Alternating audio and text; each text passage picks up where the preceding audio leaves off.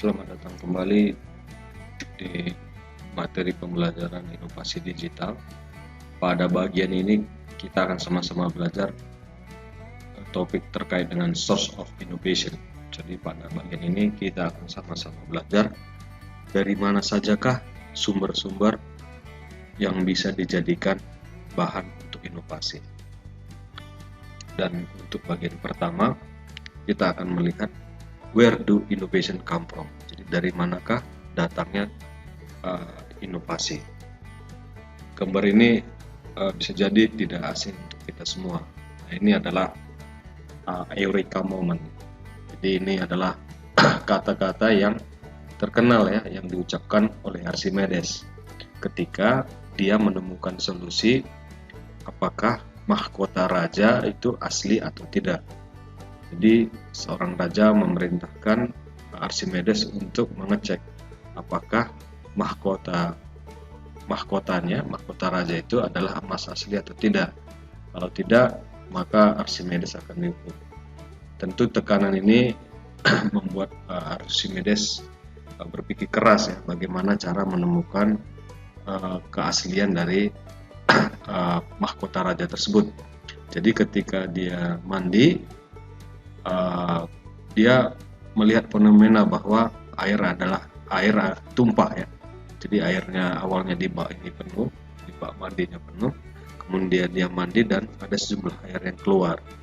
Nah, dia kemudian berpikir bahwa sejumlah air yang keluar ini adalah sebesar volume tubuhnya Archimedes. Nah, dia kemudian menemukan ide bagaimana mencari tahu keaslian mahkota raja tentu dengan cara yang sama, mencelupkan mahkota ke dalam wadah air yang bersih penuh, dan air yang dipindahkan itu adalah sebesar volume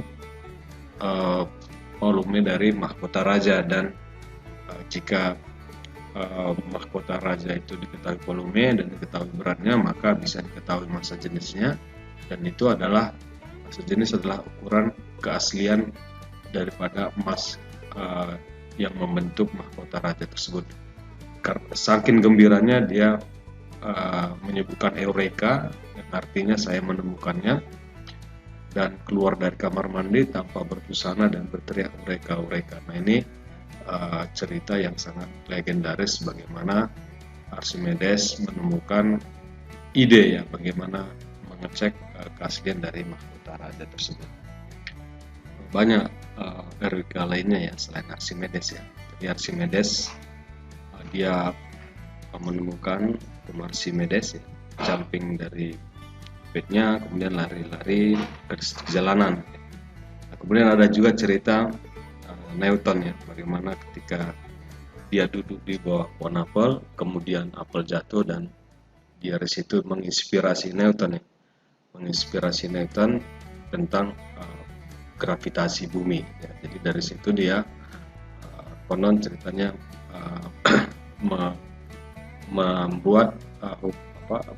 merumuskan hukum gravitasi.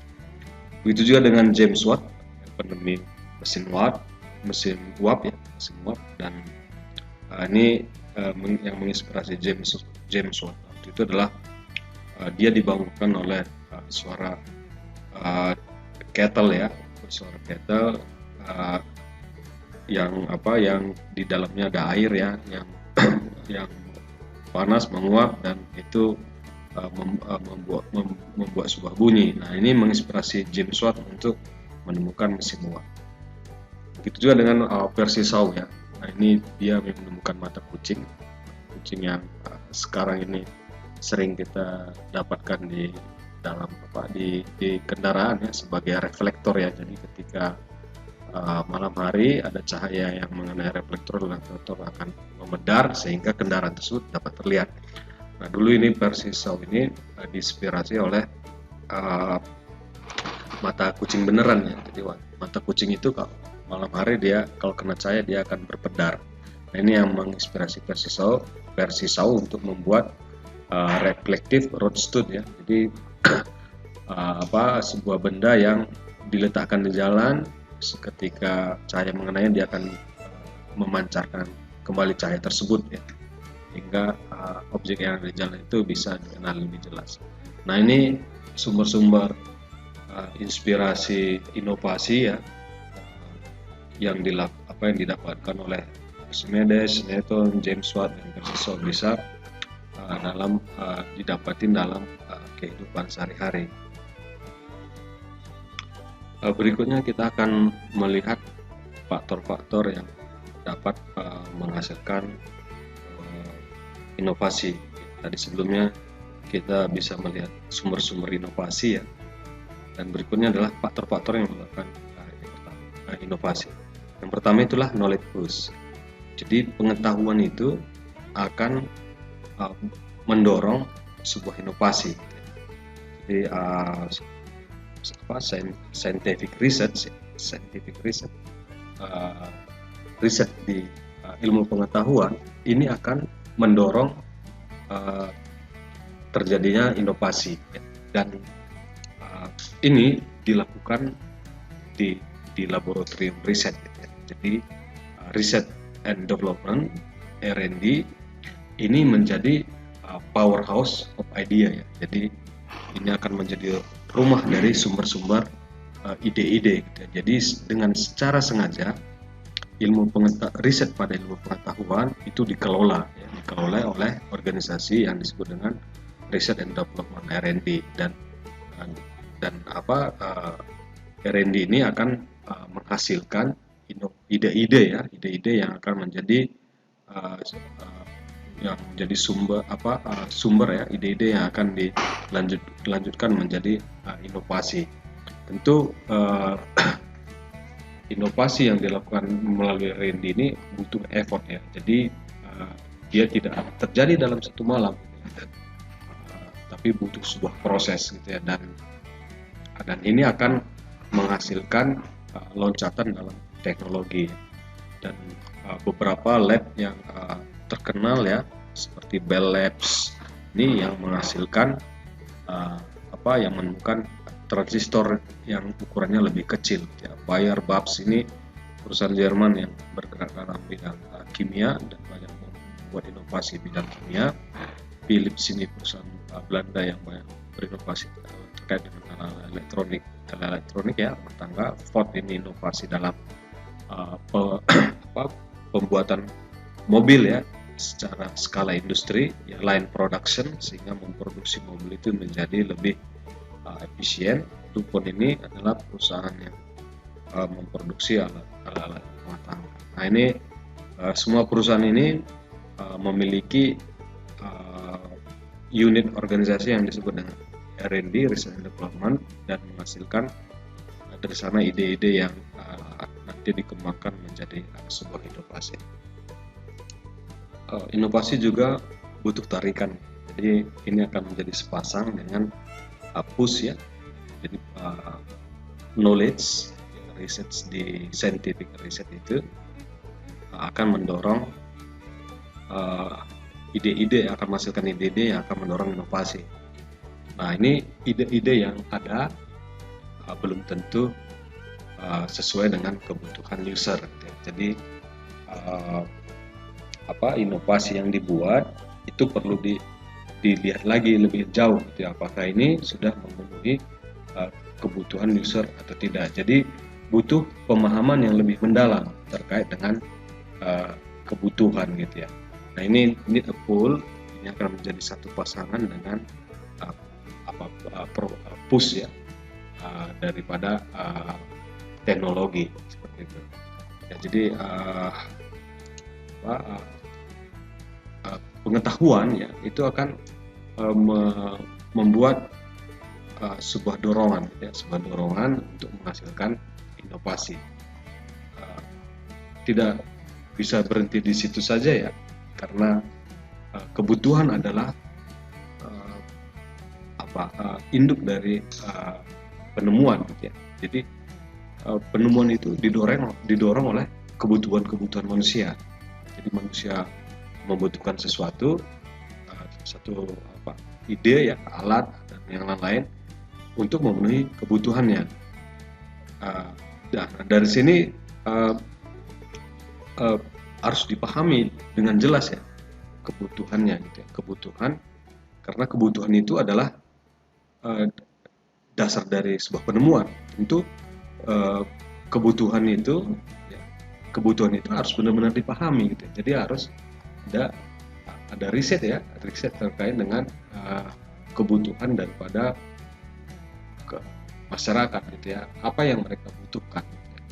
Jadi dengan didorongnya knowledge tadi itu mendorong attention, langkah selanjutnya pasangannya adalah memahami kebutuhan daripada user gitu ya. Dan ini yang dilakukan oleh Henry Ford ya. Dia melihat bahwa pada zamannya itu bahwa mobil itu adalah barang yang sangat mewah, dan Henry Ford melihat bahwa mobil itu sebenarnya kebutuhan untuk semua orang. Jadi mobil harus dibuat dengan murah, makanya Henry Ford berinovasi bagaimana membuat mobil secara murah, dan yang dia lakukan adalah menemukan line production gitu ya. Jadi memproduksi mobil secara massal sehingga bisa menekan biaya produksi dan akhirnya mobil itu bisa dijual dengan murah. Nah, pertanyaan berikutnya adalah siapa yang memerlukan inovasi gitu ya. Jadi siapa saja ini yang membutuhkan inovasi. Jadi kalau kita lihat bahwa dari case-nya need a pull ya, butuh tarikan gitu ya. Di situ kita lihat bahwa yang menjadi concern-nya adalah user needs gitu ya. Apa yang dibutuhkan oleh masyarakat gitu ya. Dan ini harus jelas gitu ya. Artinya one size doesn't fit gitu ya. Dan maksudnya bahwa satu inovasi saja belum tentu untuk bisa memenuhi semua kebutuhan gitu ya. Nah, ini akan mendorong untuk menemukan inovasi yang lain gitu ya. Jadi user ini akan yang berbeda-beda ini akan men-trigger ya inovasi kepada arah yang baru gitu ya. Nah, ini yang disebut dengan disruptive innovation ya. Disruptive innovation ini adalah terkait dengan kegiatan untuk berinovasi terhadap sesuatu yang di luar mainstream gitu ya. Artinya yang di luar kebutuhan secara umum gitu ya. Jadi ada kebutuhan khusus dari kelompok khusus gitu ya. Tapi nanti akhirnya apa yang dibutuhkan oleh orang-orang khusus ini akan membuat inovasi, dan akhirnya ini akan bisa memenuhi kebutuhan kelompok-kelompok yang lain gitu ya. Nah, contohnya adalah sejarah penemuan PC ya oleh Steve Jobs dan penemu lain PC lainnya, Bill Gates ya. Steve Jobs dan Bill Gates ini adalah kelompok-kelompok yang mempunyai hobi ya untuk memanfaatkan komputer gitu ya. Dan mereka di sini termasuk adalah high end user gitu ya. Jadi bukan user biasa. Dan mereka ingin memiliki komputer mini sendiri gitu ya, yang mudah dioperasikan. Dan pada waktu itu belum ada gitu ya. Dan mereka ide mereka ini tentu awalnya akan ditolak ya, karena ini bukan mainstream gitu. Ini hanya kebutuhan khusus untuk para penghobi komputer. Kenapa harus dibuat komputer khusus untuk mereka? Ini tidak akan memenuhi syarat untuk mass production gitu ya, untuk skala industri. Tetapi kebutuhan khusus ini akhirnya diperjuangkan oleh penggiat ini ya, termasuk di situ Steve Jobs dan Bill Gates. Dan akhirnya komputer ini dari sisi hardware dan software mereka membangun sebuah konsep yang namanya PC gitu ya. Nah, PC yang awalnya itu hanya untuk kebutuhan khusus, tapi sekarang PC ini sudah menjadi alat komputasi untuk semua orang. Jadi dari sini kita lihat bahwa kebutuhan yang bukan mainstream, kebutuhan orang yang bukan mainstream, hanya kebutuhan orang-orang khusus, itu bisa menghasilkan sebuah inovasi. Contoh lain adalah low cost airlines. Jadi ini adalah konsep ya, frame ya untuk penumpang-penumpang yang di bawah ya, istilahnya bahwa biasanya penerbangan itu hanya untuk masyarakat kelas atas yang mempunyai cukup banyak uang. Tetapi dilihat bahwa di sisi lain bahwa ada kelas-kelas ekonomi yang menengah ke bawah itu juga butuh penerbangan. Tentu ini bukan mainstream di penerbangan, karena mainstream di penerbangan waktu itu adalah ini adalah satu jasa pengangkutan udara yang mahal gitu ya. Image-nya itu mahal. Tapi di sisi lain dilihat bahwa ada kelas-kelas ekonomi yang juga butuh.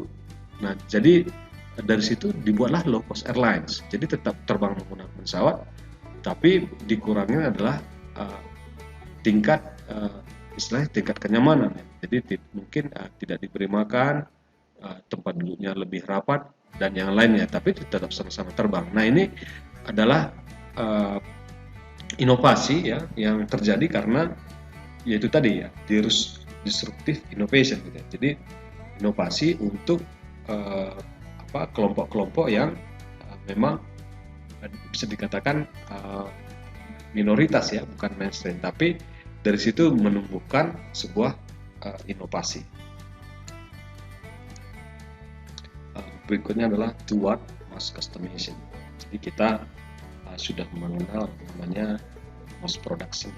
Jadi sesuatu yang diproduksi secara massal. Sekarang bagaimana sesuatu di customasi ya, customasi secara massal juga.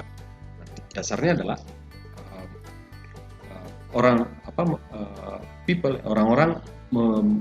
memiliki kebutuhan yang berbeda-beda. Jadi orang tidak sama kebutuhannya. Gitu ya. Nah, ini akan mendorong customasi. Ya. Jadi produk yang dibuat itu tidak sama untuk semua orang, tetapi disesuaikan dengan kebutuhan orang-orang yang di sana gitu ya. Jadi ini adalah mass customization ya, yang dibuat untuk market-market yang berbeda ya. Artinya dibuat untuk orang-orang yang kebutuhannya berbeda. Dan nanti akan ada beberapa tipe customasi ya. Yang pertama dia di level distribusi. Ya, di level distribusi dia hanya terkait dengan pengiriman ya. Jadi hanya misalnya di situ ada di packagingnya ya. Contohnya adalah pengiriman buku. Nah, pengiriman buku bisa dipersonalisasi ya dengan membuat message khusus ya, misalnya itu untuk hadiah ulang tahun ya. Tetapi yang yang membuat kartu coupon itu bukan si pengirim, tapi maksudnya bukan konsumennya, tapi yang adalah produsennya gitu ya. Jadi produsennya sudah mengcustomasi ini gift ini, misalnya di Amazon buku ini diberi untuk keperluan apa? Apakah untuk hadiah wisuda, ulang tahun? Nah, dari situ nanti bisa dibuat kartu ucapannya, tetapi produknya tetap sama ya, sama-sama buku. Nah, itu yang di level distribusi, customasi di level distribusi. Nah, berikutnya adalah customasi di level assembly gitu ya. Jadi di sini pada jenis customasi ini yang produknya itu sudah distandarisasi ya komponen-komponennya gitu ya. Jadi yang bisa dilakukan adalah assembly-nya gitu ya. Jadi misalnya Dell komputer misalnya kita bisa menerapkan ini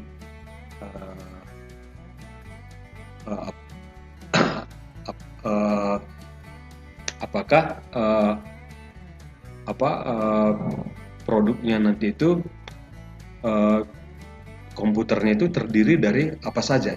Jadi misalnya dia bisa memilih harddisk yang kapasitasnya berapa giga ya, atau dia bisa pesan layarnya itu adalah touchscreen. Nah, tapi komponen-komponennya sudah tersedia secara standar ya, tidak bisa diubah, tapi memilih dari yang ada. Nah, ini yang disebut sebagai assembly customization. Customization berikutnya adalah fabrication customization.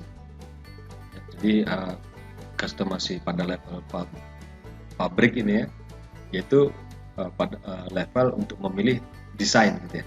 Jadi desainnya sudah ada, jadi customer tinggal memilih desain mana yang diingini. Setelah desainnya dipilih, kemudian pabrik akan membuatnya gitu ya. Contohnya mobil gitu ya, misalnya mobil BMW, pabriknya sudah menyediakan beberapa jenis desain. Nah, konsumen tinggal memilih dia mau desain yang mana. Setelah dipilih, dan tentu desain itu akan diwujudkan dalam sebuah mobil.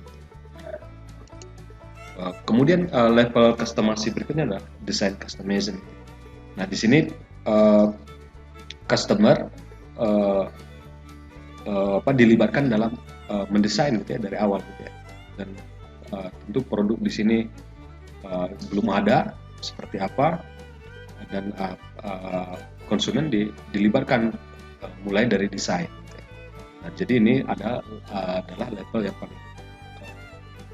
paling tinggi ya. Bahkan desainnya pun ketika membuat desainnya pun konsumen dilibatkan. Dan itu tadi tipe-tipe customization.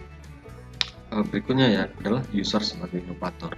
Jadi tadi kita lihat bahwa inovatornya adalah dari sisi produsennya ya. Nah, sekarang kita melihat bahwa user juga adalah inovator ya, bisa menjadi inovator. Jadi kalau kita melihat bahwa proses itu adalah serial ya, proses inovasi itu adalah serial, bahwa kebutuhan user diidentifikasi, kemudian dibuat sesuatu ya untuk kebutuhan user itu. Jadi di sini user dianggap sebagai penerima pasif. Nah, user sebagai penerima pasif ini adalah sebuah jebakan berpikir gitu ya, bahwa karena sebenarnya user itu tidak pasif gitu ya. Jadi user itu tidak hanya menerima apa yang kita beri, tapi user itu juga memberi reaksi gitu ya, memberikan tanggapan gitu ya. Jadi kita harus melihat user itu sebagai sesuatu yang aktif gitu ya, dan dia menunjukkan suatu ketertarikan terhadap hal tertentu. Nah, ini akan mendorong untuk terjadinya inovasi ya, karena usernya memberikan tanggapan, memberikan masukan gitu ya terhadap produk yang ada, dan ini bisa dimanfaatkan sebagai sumber ini.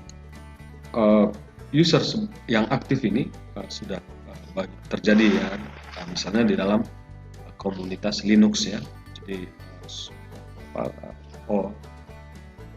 sistem operasi yang open source, dan komunitas bisa aktif di sana, dan komunitas itu juga bisa berinovasi membuat fiturnya sendiri gitu, karena dia open. Nah, ini akan mendorong yang namanya crowdsourcing ya. Jadi ide-ide itu dihasilkan oleh orang-orang banyak ya, jadi secara crowd ya, source itu crowd. Nah, ini bagaimana kita melihat user itu adalah aktif ya, bukan pasif ya. Jadi kita asumsinya dia aktif dan memiliki ketertarikan ya, bukan hanya sekedar user yang pasif ya. Jadi kita sudah melihat bahwa user itu bisa sebagai inovator ya. Jadi tidak hanya dari produsen yang berinovasi, tapi usernya yang menjadi sumber inovasi gitu ya, yang berinovasi. Nah, berikutnya adalah extreme user ya. Jadi user yang ekstrim ya, ini bisa menghasilkan inovasi juga. Misalnya adalah ABS ya, anti-lock braking system. Nah, ini adalah sistem yang sekarang menjadi fitur yang biasa di kendaraan. Dulu ABS ini awalnya hanya dimiliki oleh kendaraan-kendaraan yang mewah. Tapi sebelum masuk ke sistem kendaraan, sejarahnya ABS ini adalah merupakan sistem pengereman yang diterapkan di pesawat gitu ya. Jadi untuk memberhentikan pesawat dalam kondisi-kondisi yang sulit, tetapi ketika dihentikan dia tetap aman gitu ya. Jadi karena pengeremannya itu menggunakan ABS ya, sehingga tidak locking gitu ya. Jadi tidak direm langsung berhenti total, tetapi pengeremannya bisa jadi bertahap sehingga rodanya tidak lock, itu sehingga nanti kendaraan itu tidak slip ya. Jadi dia bisa diatur supaya dia tetap stabil. Nah, ini kondisi-kondisi yang ekstrim ya sebenarnya ya. Awalnya itu adalah kondisi ekstrim di pesawat yang dilakukan yang dimiliki pesawat, yang digunakan untuk kondisi sulit, tapi sekarang digunakan untuk kendaraan. Jadi bagaimana keadaan-keadaan yang ekstrim ini juga akan menghasilkan inovasi yang nantinya bisa digunakan untuk keadaan yang normal. Watching others ya, jadi dengan melihat yang lain ini juga bisa menjadi sumber inovasi gitu ya. Jadi imitasi itu bisa menjadi sesuatu yang berguna ya. Jadi bisa menjadi satu strategi yang digunakan sebagai sumber inovasi ya, imitasi ya. Jadi meniru inovasi yang sudah dilakukan orang lain gitu ya. Dan ini di copy ya, dan dijadikan inovasi di diri sendiri gitu ya. Nah, ini akan menghasilkan apa yang namanya reverse engineering ya. Jadi dari sebuah produk yang sudah jadi ya, tentu yang pembuatnya tidak akan bisa jadi tidak mau men-share bagaimana ini diproduksi ya dari awal gitu ya. Tapi dari produk yang jadi ditelusuri sampai awal sehingga nanti bisa diketahui kira-kira ini bagaimana membuat benda ini. Nah, ini akan menghasilkan konsep yang namanya reverse engineering. Nah, yang lain yang terkait dengan watch other ini adalah benchmarking ya. Jadi ini adalah konsep yang membandingkan ya antar produk yang dari sisi kelemahan dan kelebihannya. Nah, dari sini nanti bisa diambil sebuah inovasi baru ya untuk menghilangkan atau mengurangi kelemahan dan memperkuat kelebihan-kelebihannya. Nah, ini akan menghasilkan inovasi yang baru. Nah, teknik lain yang menghasilkan inovasi adalah rekombinan innovation. Jadi di sini ada crossover idea ya. Jadi beberapa ide itu dikombinasikan, di crossover sehingga nantinya menghasilkan ide yang baru gitu ya. Jadi ide-ide yang lama itu ditempatkan di dalam konteks yang baru gitu ya. Proses ini disebut dengan rekombinasi innovation. Nah, jadi dengan rekombinasi innovation ini dengan crossover, mengkombinasikan beberapa ide-ide lama dan ditempatkan dalam konteks baru, dia akan menghasilkan inovasi yang baru, yang relatif baru gitu ya, walaupun asalnya itu adalah ide-ide yang lama sebenarnya. Regulasi aturan yang ditetapkan oleh sebuah organisasi atau negara itu juga bisa mendorong sebuah inovasi gitu ya. Jadi walaupun awalnya bukan untuk inovasi ya sebenarnya, tapi memang mengatur sesuatu supaya lebih baik gitu ya. Tapi uh, dampak lainnya adalah sebuah inovasi. Jadi ini seperti pedang bermata dua ya. Jadi satu sisi dia menegakkan sebuah aturan untuk memenuhi sebuah tujuan, tapi di sisi lain dia menghasilkan inovasi. Contohnya adalah Clean Air Act ya. Jadi ini kebijakan yang dilakukan oleh Inggris ya pasca revolusi industri, karena mereka melihat bahwa industri ini menghasilkan polusi yang sangat parah ya di London waktu itu, dan sampai udaranya sangat buruk, bahkan ada beberapa kupu-kupu itu ya ceritanya seperti dia bermutasi akibat buruknya cuaca itu. Dan Inggris waktu itu menerapkan Clean Air Act gitu ya, jadi memaksa industri untuk berinovasi, akhirnya ya berinovasi supaya alat-alat produksinya itu tidak menghasilkan polusi yang buruk gitu ya. Jadi mereka akan berinovasi di material, di proses, di desain produk ya oleh pabrik-pabrik. Dan ini efek sampingnya adalah tentu efek utamanya adalah udara makin bersih. Tapi di sisi lain mereka akan membuat alat-alat produksi yang lebih ramah lingkungan ya, lebih ramah lingkungan, dan bisa jadi ini membuat teknologi itu lebih efisien ya, lebih efisien. Jadi mendorong untuk berinovasi. Aturan-aturan ini bisa berdampak seperti itu. Berikutnya adalah futures and forecasting ya.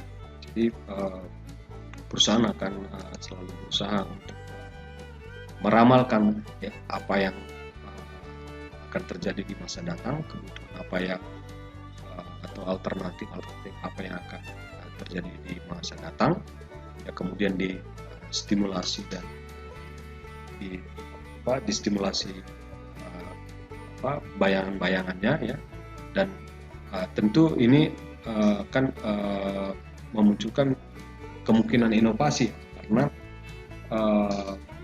ini adalah untuk satu usaha ya untuk mengira-ngira ya ke depan itu seperti apa kebutuhannya, tentu dengan mengasumsikan bahwa lingkungannya di masa depan akan seperti apa. Nah, ini bisa jadi akan menjadi sumber inovasi baru, bahwa walaupun ini untuk masa yang datang, tapi bisa jadi ini ide-ide ini bisa diterapkan di masa sekarang. Jadi peramalan di masa datang akan kebutuhan itu juga menjadi sebuah sumber inovasi. Ada juga inovasi yang ditemukan secara tidak sengaja ya, yaitu sebuah eksiden ya, kecelakaan ya. Eksiden atau sesuatu kejadian yang tidak diharapkan ya, itu atau tidak direncanakan, itu bisa terjadi di departemen R&D ya, dan bisa jadi ini mengganggu karena berupa kecelakaan dan bisa dianggap merugikan. Tetapi ini juga bisa jadi sesuatu yang awalnya tidak kita harapkan, ini bisa jadi menjadi sumber inovasi ya. Nah, itu terjadi dengan 3M Post-it ya. Kita tahu Post-it ya. Jadi Post-it itu lembaran kertas kecil ya, jadi bisa menjadi pengingat kita, tapi di belakangnya itu sudah ada lemnya gitu ya. Kita tinggal tempel, jadi lebih praktis gitu ya. Nah, lem yang ada di belakang Post-it ini itu secara tidak sengaja ditemukan oleh R&D di 3M ini ya. Ini produsen besar ini ya, untuk perkantoran gitu ya. 3M Post-it ini ternyata adalah akibat sebuah tanda kutip kecelakaan ya, sesuatu yang tidak sengaja. Akhirnya bisa menjadi alat yang berguna. Inovasi itu perlu dikelola gitu ya, perlu diatur, di manage ya. Jadi innovation management itu ada ya. Jadi uh, uh, tidak semua inovasi itu datang tiba-tiba gitu ya, tapi sesuatu yang melalui proses ya, tidak muncul dalam satu malam gitu ya, tetapi dia merupakan proses yang berkelanjutan, dan proses ini tidak boleh sebenarnya acak begitu saja, tetapi sesuatu yang harus dikelola supaya dia lebih efisien dan menghasilkan ide-ide yang membuat inovasi yang nantinya baik gitu ya. Untuk itu diperlukan sebuah framework ya, framework untuk melihat sumber-sumber inovasi yang tadi banyak ya. Ternyata sumber inovasi itu sangat banyak gitu ya, tidak terbatas gitu ya, dan bisa muncul dari mana-mana saja. Nah ini sesuatu yang harus dikelola, sesuatu resource yang banyak itu kalau tidak dikelola dengan baik, dia tidak akan optimal ya. Jadi supaya optimal, sumber-sumber inovasi yang banyak ini harus dikelola dengan baik. Jadi dibutuhkan sebuah framework gitu ya. Tadi disebutkan bahwa inovasi itu adalah push dan pull gitu ya. Jadi knowledge itu mempush atau menyediakan kemungkinan inovasi, dan pull adalah mengidentifikasi atau mempelajari kebutuhannya itu di masyarakat atau di user itu dengan jelas gitu ya. Jadi ada tetapi dia tidak sesimpel itu ya, tapi dia lebih cenderung adalah interaksi ya. Pull dan push ini itu merupakan interaksi, dan tentu ada kerumitan di sana ya, kerumitannya tersendiri ya. Jadi frameworknya ini bisa memandang dua prinsip tadi ya, push ya, meng-create possibility ya, kemungkinan itu inovasi, dan pull ya, mengidentifikasi apa yang benar-benar dibutuhkan gitu ya. Nah ini dua prinsip ini yang menjadi yang diperhatikan ketika membuat framework gitu ya, kerangka untuk mencari sumber-sumber inovasi. Nah, kemudian adalah timing ya. Nah, timing ini penting ya, karena timing yang tidak tepat ini akan menghasilkan sesuatu yang tidak tepat. Ya, jadi perusahaan yang sudah mature ya, sudah matang, mereka akan lebih fokus ke pull gitu ya, karena bisa jadi ini ide-idenya inovasinya sudah mantap gitu ya. Yang mereka fokuskan adalah mengidentifikasi dengan kebutuhan usernya ya. Jadi betul-betul clear apa yang dibutuhkan oleh user. Kalau industri yang baru ya tentu dia lebih fokus ya untuk mencari solusi dari sebuah persoalan ya. Jadi masih fokus dalam inovasi. Nah ini timing ini yang harus diatur ya dalam kerangka itu ya. Jadi harus dilihat ini industri yang barukah atau industri yang sudah matangkah, nanti ditentukan dari situ timing yang tepat seperti apa. Nah kemudian diffusionnya ya, bagaimana menyebarkan ide-ide ini gitu ya. Jadi ide yang sudah ada ini pun harus disebarkan sehingga nanti di semua lini perusahaan itu bisa memahami ide ini dan menerjemahkannya dalam produk atau layanan yang dibutuhkan oleh masyarakat. Nah, framework ini juga memperhatikan nantinya incremental dan radical innovation ya. Apakah dia hanya increment, sesuatu yang sudah dikenali, atau memang radikal, sesuatu yang memang benar-benar baru nantinya. Bagaimana mencari inovasi? Gitu. Di mana dicari? Gitu. Apa yang mencari? Apa yang harus dilakukan di sini? Gitu ya. Tantangan mengelola inovasi bukan untuk mengklasifikasi sumber-sumber yang berbeda ya, tetapi bagaimana mencari dan menemukan trigger yang relevan ya, sehingga nanti ini menjadi hal yang bisa dilakukan kepada sumber-sumber inovasi tadi ya. Jadi kita sudah melihat banyak sumber inovasi ya. Tapi bukan itu, managing innovation bukan melihat sumber-sumber aja, tidak di situ saja gitu. Tapi bagaimana ini di-trigger sehingga sumber-sumber inovasi ini nanti bisa menghasilkan inovasi yang baik. Gitu. Ya, jadi ada ada dua prinsip ya, itu keseimbangan antara push dan pull gitu ya. Jadi harus seimbang antara mencari solusi dan melihat kebutuhan user. Ya, harus seimbang antara incremental dan radikal ya. Sesuatu yang biasa-biasa saja ya, yang sebenarnya bisnis yang sudah dikenali tapi tetap butuh inovasi di situ, dan bagaimana sesuatu yang inovasi yang radikal ya, sesuatu yang memang sangat berbeda. Tetapi ini juga harus seimbang ya. Jangan nanti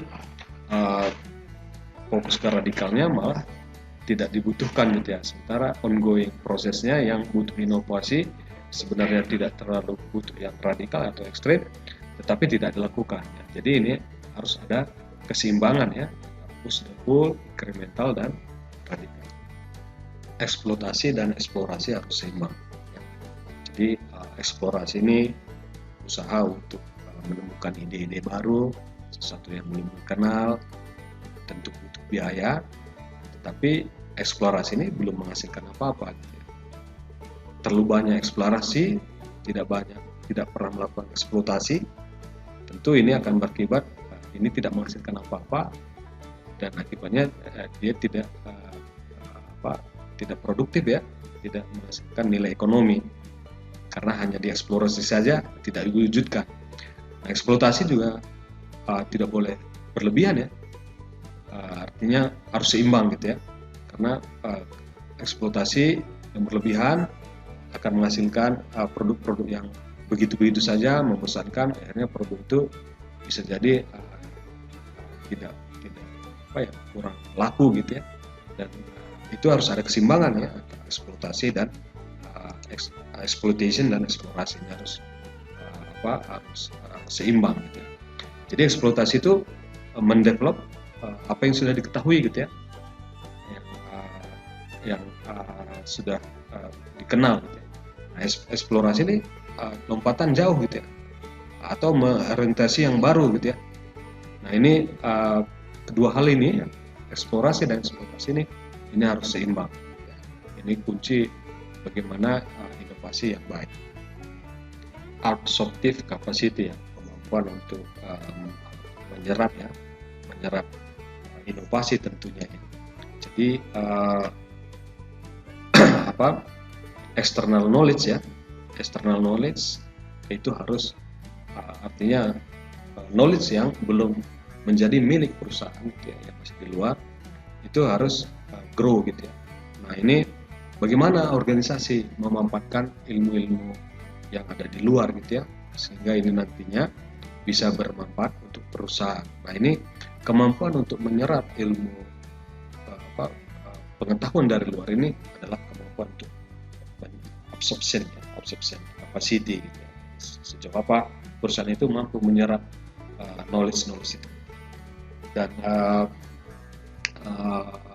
jadi ada organisasi ya, organisasi harus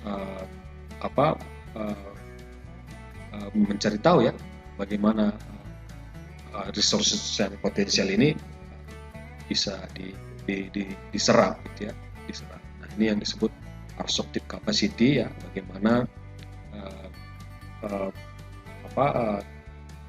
ilmu-ilmu dari luar atau trigger dari luar ini diukur sehingga nanti bisa menjadi knowledge yang baru ya, untuk perusahaan tersebut. Ya ada beberapa tools ya dan mekanisme untuk melakukan search ya, tools and mechanism to enable search ya. Jadi mengelola inovasi itu merupakan kemampuan yang dinamik gitu ya. Jadi sesuatu yang tidak statis ya, dia harus diupdate, di-extend, dilanjutkan ya. Jadi dia harus terkait dengan perbatasan ya, moving frontier problem ya. Jadi ini di batas persoalan. Jadi harus sampai di sana nantinya ya. Jadi ini managing innovation ini merupakan kapasitas yang dinamis. Akan ada beberapa tools ya. Yang pertama itu managing internal knowledge connection ya. Jadi mengelola knowledge di struktur yang ada dan di antara pekerja yang ada di dalam perusahaan itu. Jadi ini internal ya. Jadi knowledge antara pekerja-pekerja itu ini harus saling terkoneksi ya di dalam sebuah struktur organisasi gitu ya, dari atasan ke bawahan. Nah ini harus dikelola sehingga knowledge yang ada ini saling terkait, saling terhubung sehingga bisa membangun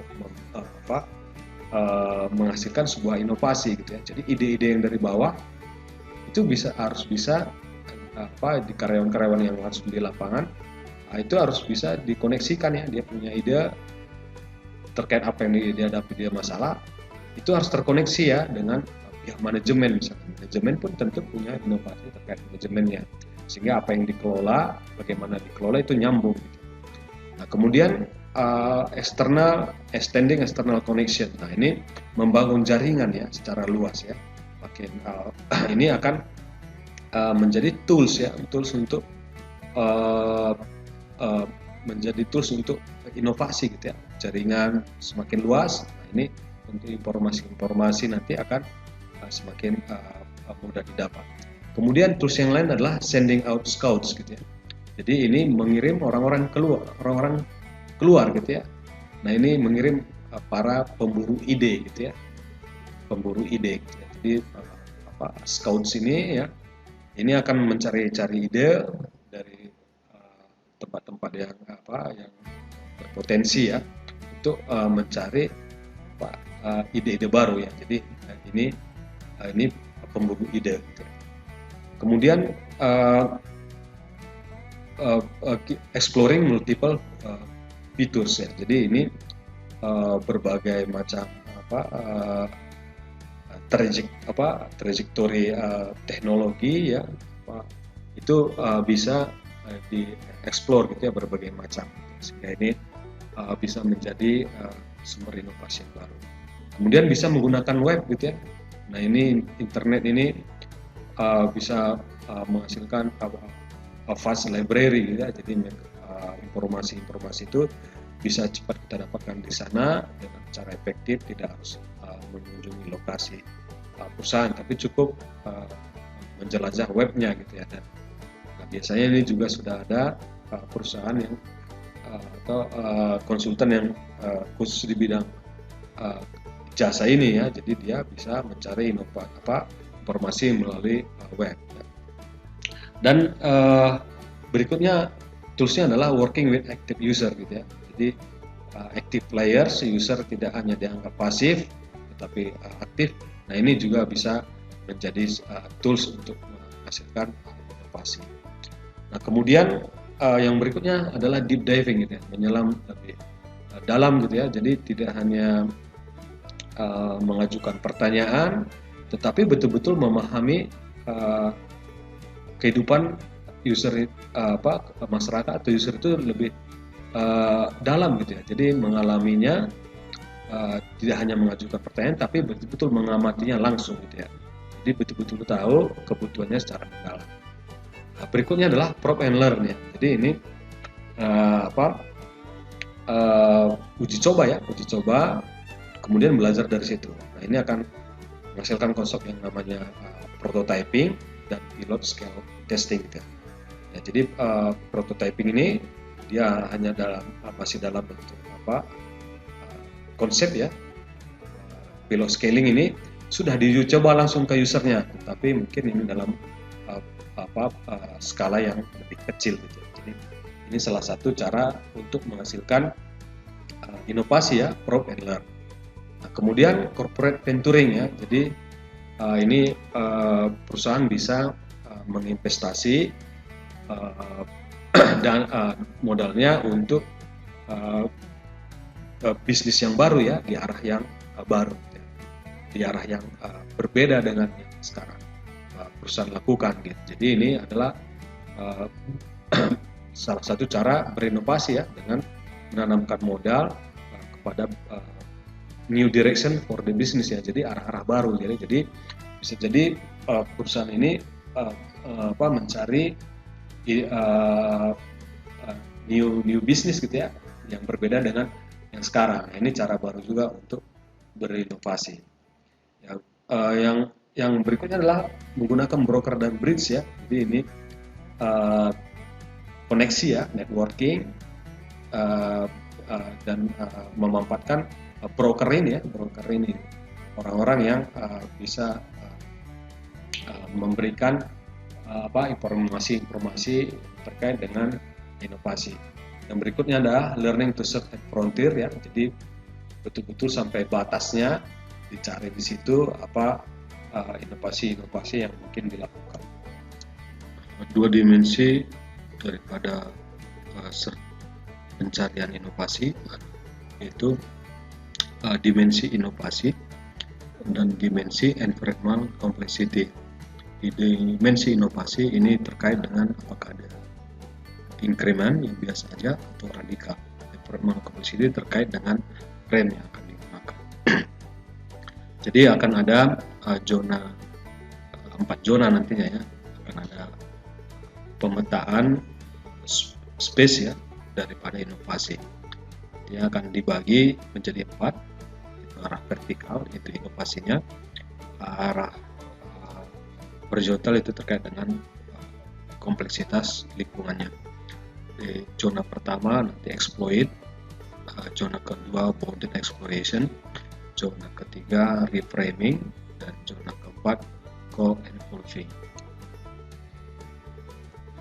Zona 1 disebut dengan exploit, mempunyai karakteristik sebagai berikut. Dia merupakan business as usual ya. Jadi bisnisnya seperti biasa.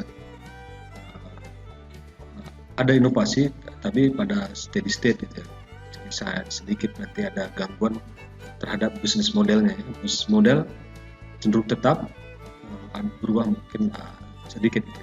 Jadi tahap ini yang disebut exploit ini, dia akan di sini akan melakukan refine dan improvement ya.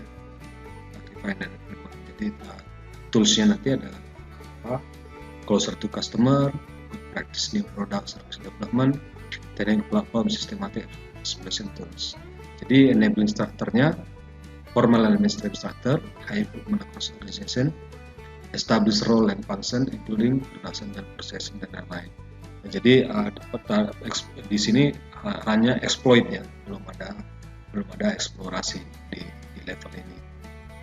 Dan dia masih cenderung yang incremental, belum yang radikal, dan frame-nya itu masih tetap sama ya, frame-nya masih tetap sama, tidak ada perubahan. Zona kedua adalah bounded exploration. Jadi ini di sini sudah radikal, tapi frame-nya masih tetap sama. Jadi karakteristiknya adalah business model as usual, bisnis modelnya as usual, tapi bisnisnya mungkin sudah berubah ya. Jadi dia eksplorasi, berbeda dengan zona 1 dia exploit ya. Ini sudah eksplorasi.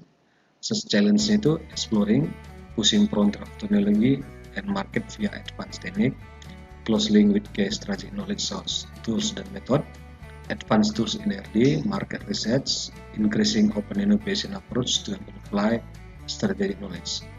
Enabling structure di sini akan diinvestasikan ke special research function R&D ya, jadi market research dan yang lain. Jadi R&D-nya di sini sudah mulai dikembangkan. Nah, itu adalah zona yang kedua. Zona yang ketiga adalah reframing. Jadi dia di sini yang dilakukan adalah reframing dan dalam tahap incremental ya. Jadi bisnisnya itu tidak berubah ya, masih bisnisnya sama. Contohnya low cost airline gitu ya, seperti AirAsia misalnya. dia tetap bisnisnya bisnis penerbangan, tetapi dia menyasar kepada segmen yang di bawahnya, yang low gitu ya, yang pendapatannya lebih rendah, tetapi masih tetap dimungkinkan terbang dengan mereframe ya. Jadi bisnisnya itu model bisnisnya itu diubah gitu ya. Jadi tidak ada misalnya tidak ada makanan di dalam, kursinya lebih rapat dan lain-lain, tetapi tetap menggunakan bisnis yang sama. Nah ini yang reframing, tetapi tetap incremental bisnis yang sama. Zona yang keempat adalah co-evolve. Di sini sudah radikal dan sudah pakai frame yang baru. Jadi ini satu radikal ke dunia yang baru. Jadi ini satu pendekatan yang paling ekstrim dan paling beresiko.